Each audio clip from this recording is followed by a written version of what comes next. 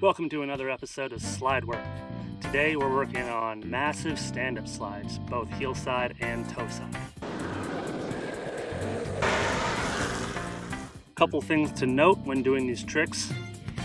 Definitely want to make sure you're wearing the protective gear necessary to progress.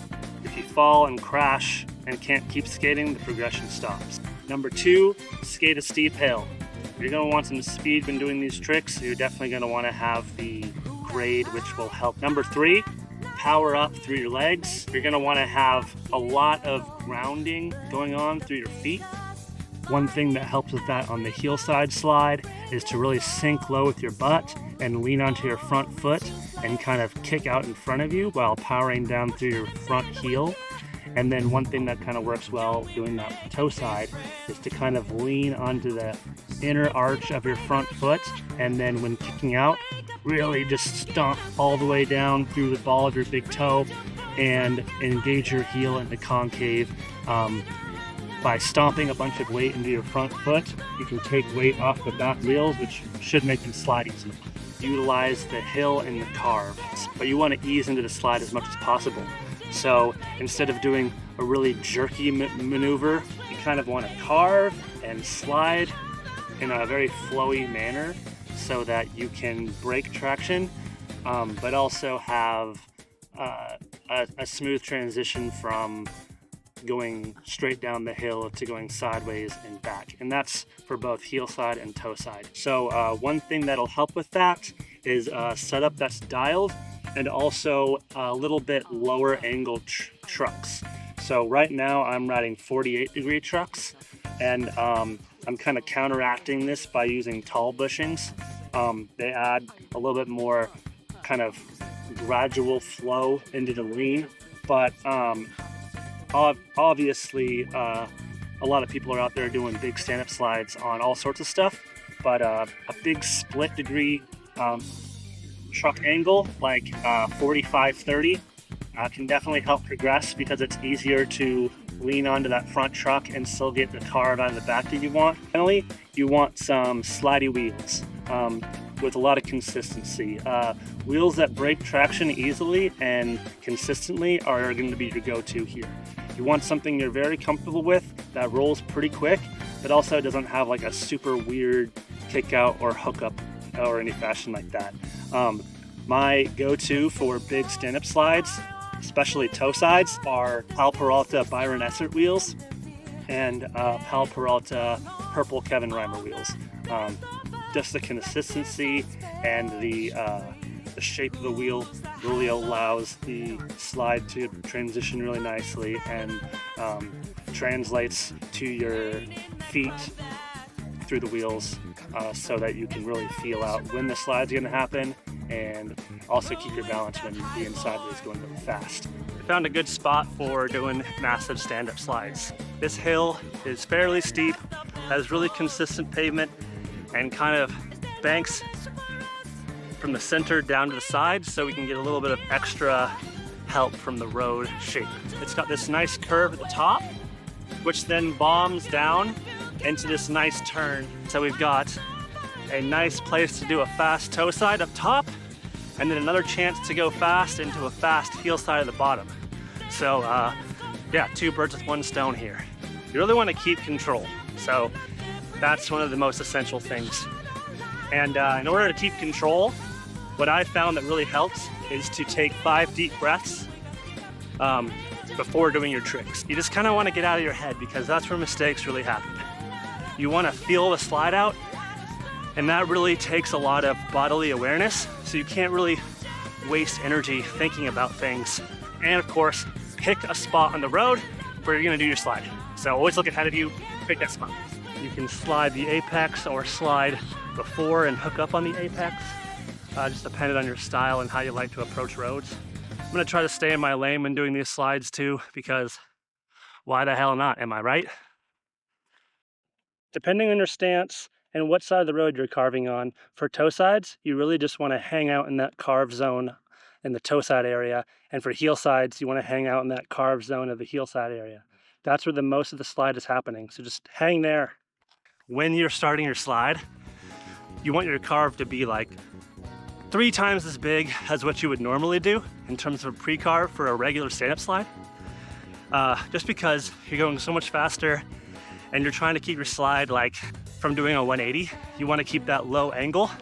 So in order to do that, you want to have a really wide bandwidth of a carve and kind of start sliding while you're really leaning off your board about a quarter of the way into the carve. So you'll start your carve and about a quarter of the way to the point where you're gonna start carving back the other way, you want to start your slide. What that does is it kind of aims your trajectory so you're sliding on a carve instead of just 90 blasting, which will flat spot your wheels or have you ice out, which is not good, especially for them booty cheeks. Keep the clapping to a minimum, people. Generally, when going really fast, people resort to heel side squats like this. Because it's low, they can get their weight close to the board, so there's less tipping pressure, making you high side or low side. Now, vice versa on toe sides, doing kind of the same thing, using the turn and the carve to get low. So, how do you get down low without putting your hand on the ground or falling off your board? Well, one part of it is when you're carving. It's easier to get down low and kick out the slide in a straight line than it is halfway through a carve. You're just kind of throwing off your equilibrium and you're gonna lose the ability to kick it out. So get low in the straight so that you're ready to kick it out by the time you start carving, and that'll help you do the slide. By the time you get sideways, you're gonna be able to have your weight kind of low like this because of how early you kicked out. If you kick out late, it's kind of hard to get your weight low in that situation. If you start carving and kicking out early, it's much easier to get low and kick and have pretty good top-down weight over your board where you don't low side. So just like with switch slides, getting low is really key to this slide, and kicking out early, and the sharper the carve, the easier it is to kick out early. So that's what we're gonna focus on. Here we go. We're gonna use the road to our advantage. So at points where the road kind of dips off, that's where we're gonna kind of like try to carve into it so we can kick out when the trucks in the back of the board are lower than the trucks in the front. We still wanna have equal weight.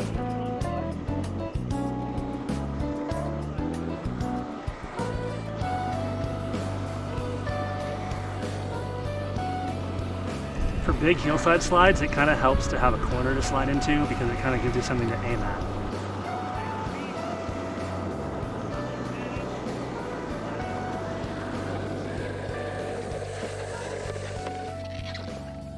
Yeah. So the earlier you kick out your carve, the more stability you're going to have over the top of your board, and the less likely you are to high side. It gives you the option to stay behind your board. You can get that force you need while also giving you the balance to stay on top. Just want to bend your knees, keep your butt low, not too low, and just really be rooted to your board. No sudden drastic motions. Try to move powerfully and fluidly. You can probably take that into any kind of martial arts combat situation as well.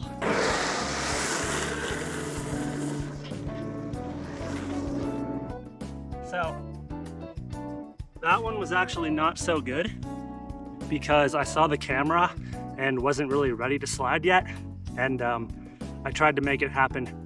What I should have done is probably waited a bit just so I could get that carve and the better setup, and that would have kind of pitched me behind my board.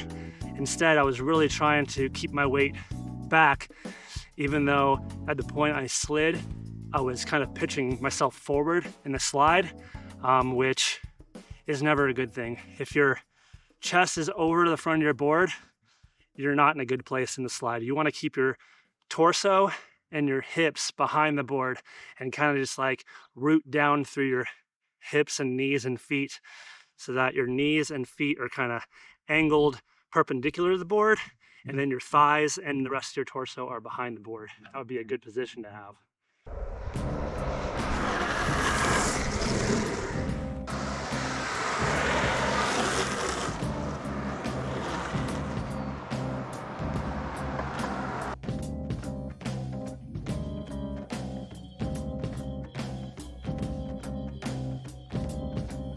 There's that terrible, almost high side to oblivion hookup I was talking about.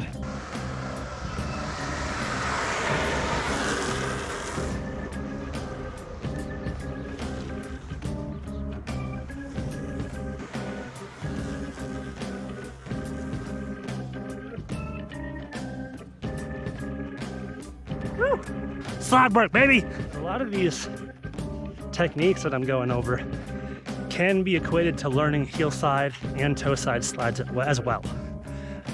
Using the road to carve into your slide, carving in a way so that you can have your body weight pitched behind your board and still being able to kick out, keeping your eyes locked on the place you want to slide.